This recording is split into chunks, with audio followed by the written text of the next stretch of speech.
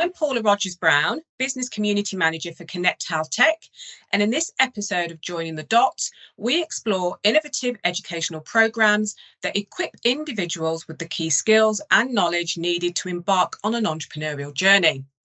Today, I will be speaking with a previous participant of the EnterpriseTECH and EnterpriseTECHSTAR programs offered by the Cambridge Judge Business School. Joining me is Coco Newton, a third-year PhD student in the Department of Clinical Neurosciences at Cambridge. Coco's research work investigates novel cognitive outcome measures for preclinical stages of Alzheimer's disease using immersive virtual reality tests of navigation. Wow, that's really fascinating stuff, Coco. So thank you very much for joining me today. And tell me a little bit more about yourself and your journey to your PhD research. Yeah, thank you very much for having me today. It's really exciting to be speaking on this podcast. So my PhD journey started through a series of complete random encounters, as most things in life. But during my undergrad, I took a sort of a year in industry.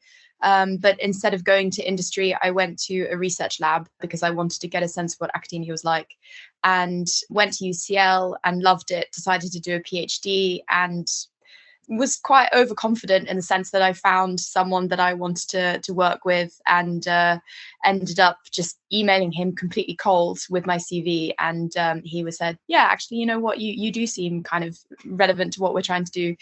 And so it wound up in my PhD position, and obviously a lot of hard work along the way.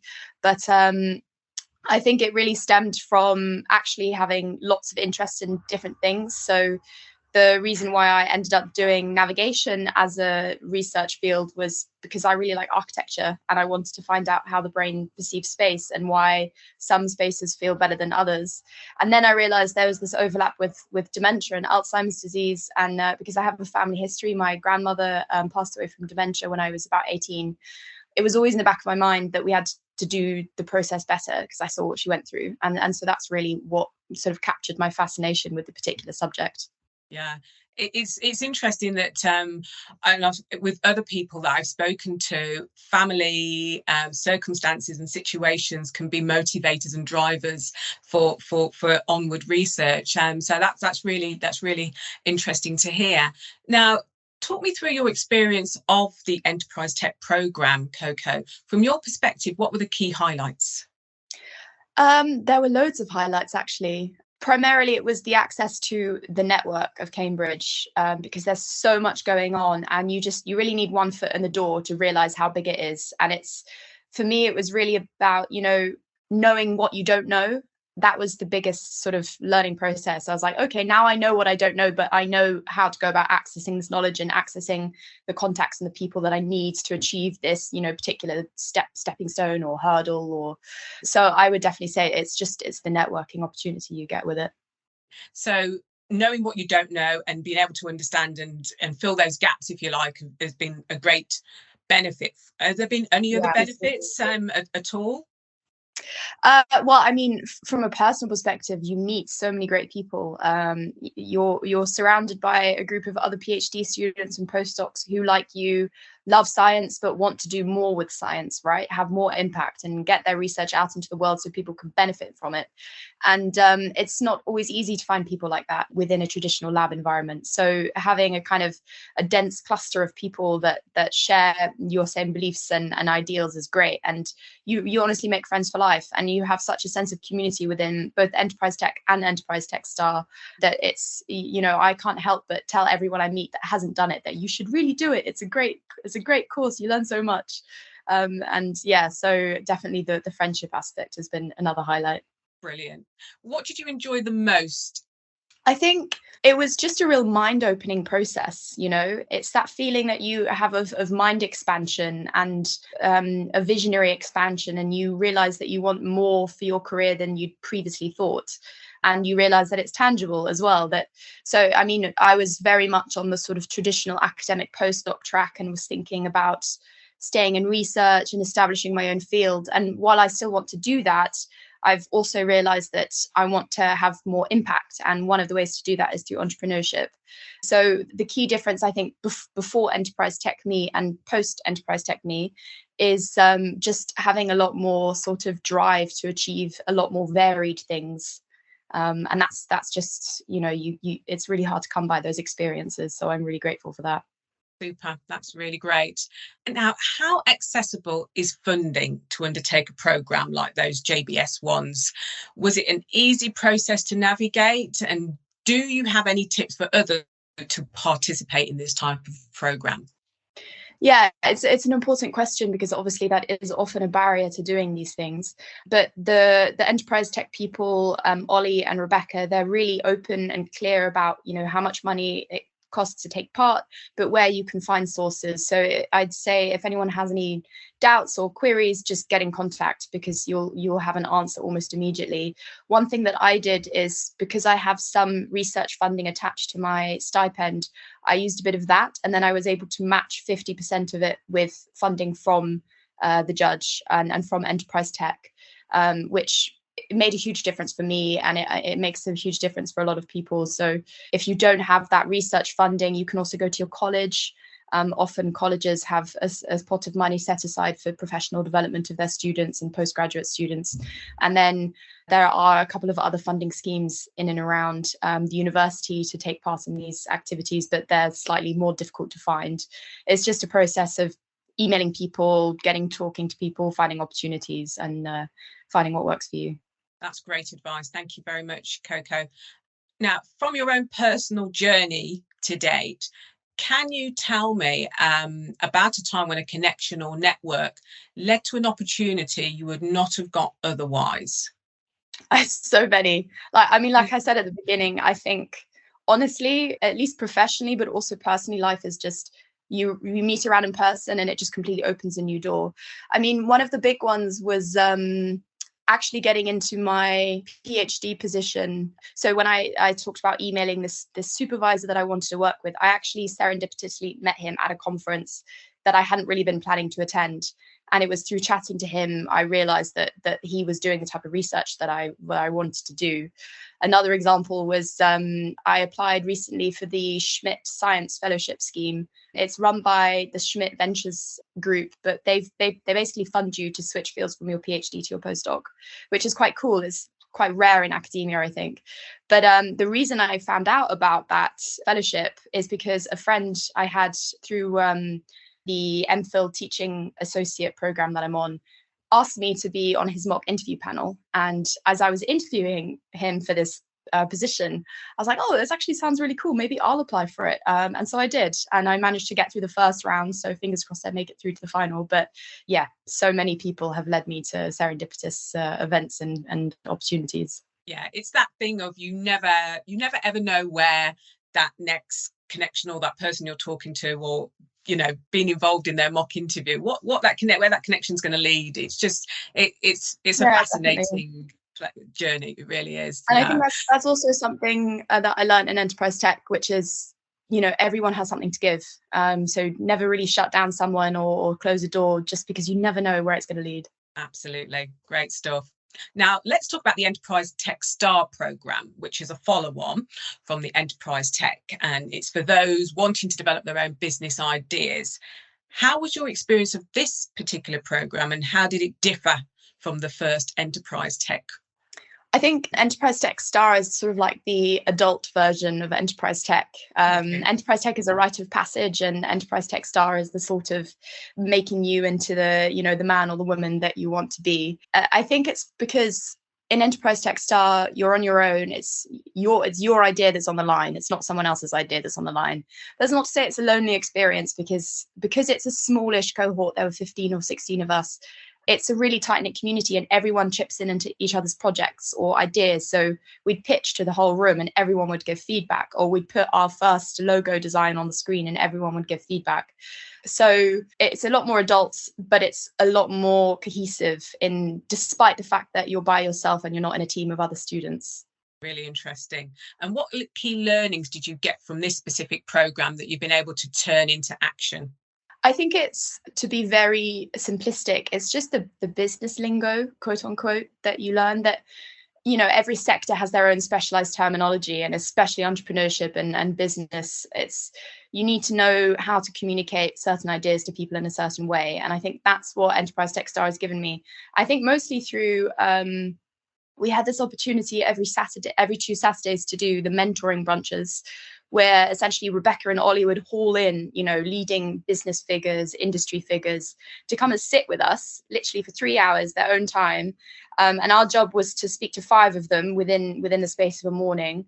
And you have to talk to, chemists or venture capitalists or CEOs or COOs, and they all speak the same-ish language, but a little bit subtly different, and learning to kind of bend and mold your idea in a way that they will get what you're saying. That is it's a skill, and it only comes through practice. So that's definitely the best learning I've got. And then, more mundane learnings are things like, how do you form a value proposition, and how do you communicate that in a pitch deck? Really important skills that I definitely haven't polished. They're not finalized, but like I said at the beginning, it's the known unknowns, and what you've got to work on to get better, get to the next step. Great. That's really great. And I think that just sharing that advice there, that experience will be so useful and impactful for others possibly thinking about starting their own entrepreneurial journey there. So you've talked about earlier on that you were on the traditional postdoc pathway, but then thought, okay, how can I create and have more impact with my research? So tell me a little bit more about your venture. What is the product or technology, and what's the problem you're trying to solve? So my PhD has really been sort of questioning this assumption that in Alzheimer's disease and dementia, it starts, in older life, and it starts with a very quick onset of memory loss. But actually, what we think is that Alzheimer's disease and other dementia diseases probably biologically start in the brain in midlife, but they don't really show symptoms until old age, because the brain is just really fantastic at compensating. But if we designed cognitive assessments which could sort of stop the compensation process to unmask those very early brain changes, then we'd be able to pick up on symptoms and brain changes earlier. And if you pick up on those things earlier, you can give people interventions earlier, you can create public health strategies and prevention strategies. So, and that's a whole sort of doctrine in the field, but the real clincher is that those cognitive tests that I've been idolizing don't yet exist. So in my PhD, we took this kind of theory-driven approach, which is that the area of the brain that's first affected in Alzheimer's disease biologically is an area of the brain that has these very unique neurons, which are sort of responsible for our ability to navigate. And that's things like, remembering where you left your keys last night, or trying to, find your way around a new city. So we designed some cognitive tests of navigation, but we had to use virtual reality, because if you imagine navigation, you need to use your whole body to do it, right? You have to walk around, you have to use cues from self-motion to be able to remember space, as well as what you can see. And that's where the immersive virtual reality comes in, because we can control what people see, but more importantly, we can change the conditions. So you can imagine navigating in a normal environment, but then what happens if we take out all of the landmarks around you? And so you're completely left in a featureless environment. How do you cope? And in my PhD, I found that the way that people cope is quite sensitive to their risk status for future dementia. So now this is great as an academic exercise. It's kind of the theory is sort of correct. But now what are we going to do with that? So our product is these virtual reality cognitive tests, which form part of a larger suite of products that we've got in development, which are related to the same aspect of, improving cognitive assessment for different healthcare applications. And so what we're now doing is we've got our minimal viable product, and what we're trying to do is reach out to clinical trial providers and to say to them, look, your problem is that you can't recruit patients early enough in the disease to give them the intervention where it has a chance to have an effect. Because if you imagine the brain is just full of pathology and you're trying to give someone a drug, that drug is set up to fail from the beginning. So what they need is cognitive assessments that can enable them to recruit patients and monitor patients in an earlier stage at a younger age. And so that's what we're going to start with. And as we develop over a couple of years, we eventually want to try and go into the NHS. But you could imagine virtual reality, or especially immersive virtual reality, it's not necessarily the most clinically scalable device that we have currently. So part of our work at the moment is going to be refining this cognitive task down into something that is a little bit more useful. So maybe a smartphone or a tablet, which will enable primary care physicians to use it in, short. Ideally, we'd have a short 2-minute test that we can hand to the GP and say, this is going to increase your specificity for picking up early changes by X%. So that's what we're working towards. But we're very early stages. So really at the moment, what we're trying to do is just scale up into some bigger clinical cohorts to build on this kind of proof of concept we've developed in academia. What parts of the Cambridge ecosystem have you been tapping into around this new venture, Coco? So I think if EnterpriseTECH gave me the confidence to reach out to my collaborators and say, hey, let's commercialize this, then I think the next offer that the ecosystem gave me was the Accelerate program, which has given us the kind of the roadmap, if you will, to how we're going to proceed next. So how we will incorporate, are we going to take external investments, so on and so forth. So that real sort of mentoring aspect in a real world setting, whereas EnterpriseTECHSTAR feels still a little bit more of a kind of learning environment, less of a real world environment. And then the other thing I've signed up to and got involved with is the BioSpark program run by Tony Kozoridis in Milner, which you probably know about. And that's just starting this year. So I'm part of version 1. I'm not sure, I can't tell you anything yet because it hasn't started, but there's constantly things going on. I mean, the other week I was at the Nuclear Cambridge launch, which is another sort of incubator / accelerator / learning experience. So yeah, there's just tons of things going on in Cambridge that you can get involved with.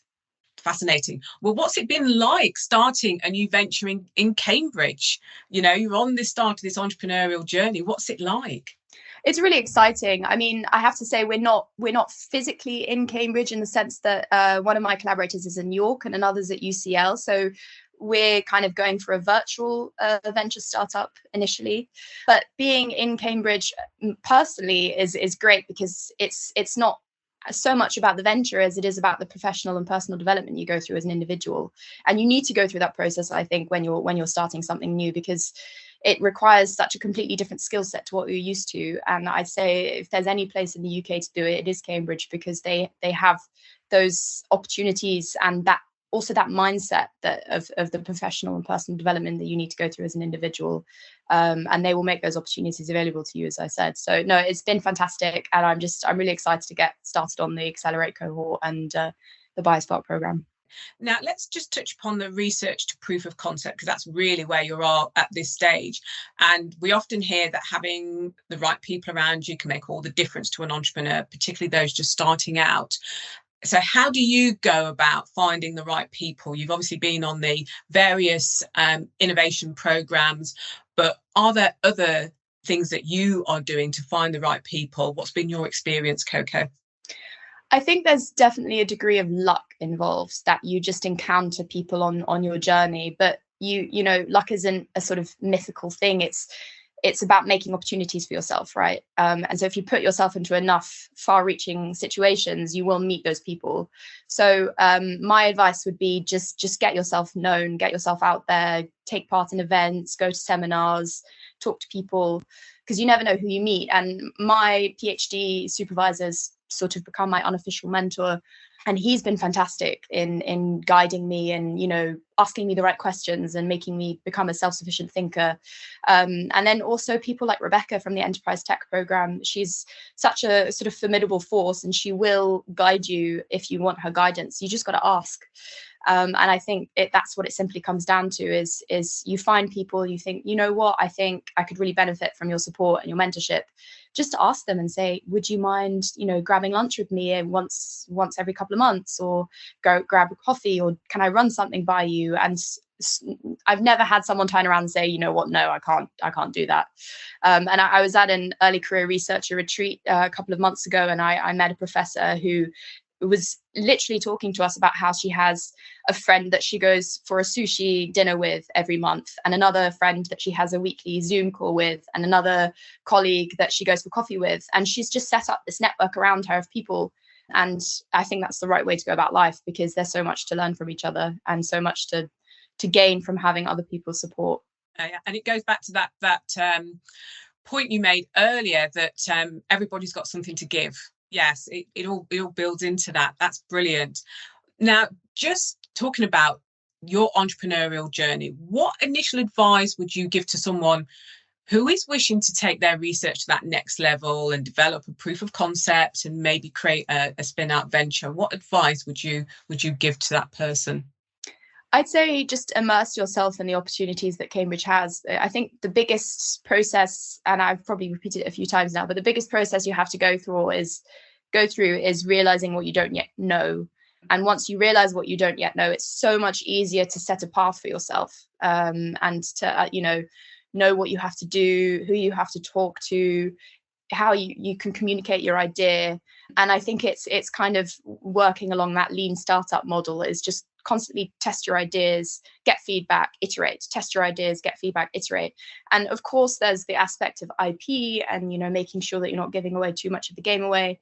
So get advice, read up on how to communicate about, ideas without giving away too much of the trade secrets. If you want to operate in complete stealth mode, I mean, of course, that's one way to do it, but it makes it a lot harder if you don't have anyone to bounce ideas off. So find that person that you can trust and just get iterating. Great advice. Absolutely great. So where do you see yourself, or where do you see your entrepreneurial journey taking you in, say, 10 years' time? I think I don't know if I see myself as an entrepreneur, or what I really see myself as, I just have this goal of getting these navigation assessments out into patients' hands and into the clinic environment. So in 10 years, I hope that we've made, that we've got inside at least one or two NHS trusts, that there are patients that are using our assessments and that people's lives are benefiting in some way from it, that they're getting access to support that they need earlier, that GPs are struggling less with the tools that they're currently being forced to use. And that maybe our venture has been acquired by a large company and that they can do the work for us, that we don't have to kind of reinvent the wheel.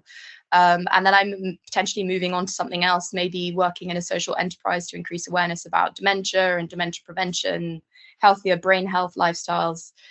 So that's where I really see myself going. Great. I think it's really inspiring, Coco, to hear that. Just on that, what or who inspires you? Oh, that's a good question. I think a lot of things inspire me, but one thing that always pops up in my head when people ask me is I'm really inspired by strong women around me, women that are in business or in leadership or graphic design or architect, whatever it is. Just women that are being successful, doing what they love doing. And I think that's why representation matters so much, is that you can see someone that looks like you and acts like you doing something really cool, and you think, I want that for me as well. And that you feel like there is a route to achieve it. So yeah, for sure, strong and successful women. Fantastic. That's brilliant. Thank you so much, Coco. That we've got so much there, and I really hope this inspires others to just follow your sort of journey there and just take all those opportunities that come to the fore. Are you an idealist or a realist? Idealist. Well, I was going to say I'm a bit of both, but that's a cop-out answer. I think I definitely I'm a big idealist in the sense that I have lots of grand ideas about how things could be done, and then I have to either talk to people or bring myself back down to earth as a realist. So a bit of both. Bit of both. Cool. If you could time travel, where would you go and when? I would say go back in past, purely because I think I'm a bit of an old soul and would have done really well in the 70s and 80s, but lifestyle restrictions back then I think would have certainly made me feel horrible about myself. So I don't know, maybe not too far in the future. I don't want to miss out on things, and also I'm not sure the future looks all too bright for the globe, i.e. climate change. But yeah, let's go with future and hope for a brighter world. Okay, how far in the future would you go? Oh, not too far. Am I allowed to stay the same age? Of course. Okay, let's go with 20 years. 20 years from now. Let's see how dementia is being prioritized then. Absolutely. Hopefully more years now. Yeah, let's see if your technology is being used in the community in practice. Let's do it. Would you consider yourself to be a team player or a lone wolf? Team player, 100%. A night out or box set binge? A box set binge. Yeah, I think I've done the night outs, and now I'm fully a sofa mole at the moment. I've not heard that term, sofa mole. I'm going to use that one.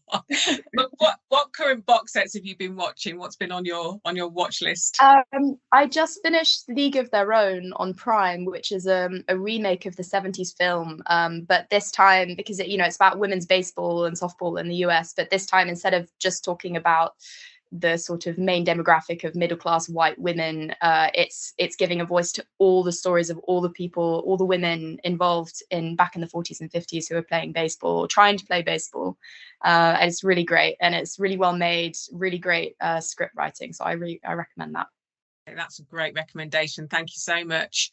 So thank you very, very much. I think we've got an awful lot for listeners in this, from being able to access the network of Cambridge in itself, knowing what you don't know. And I think that is so important for everybody in all types of roles and walks of life, knowing what you don't know and looking to identify some of those gaps and how you're going to fill those gaps is a sure thing. And that virtual venture startup, I really like the fact that it's not everybody in Cambridge. You've said you've got somebody involved from York and UCL, and you're pulling together in a virtual space and really using the digital world to really build this venture from the ground up. That's a fantastic story there in itself, Coco. And I very much think that we will be circling back to you for another podcast in a couple of years to see where you are in your entrepreneurial journey. So thank you so much for joining me today for this Joining the Dots podcast. Thank you. Oh, it was an absolute pleasure to talk to you. Thank you very much.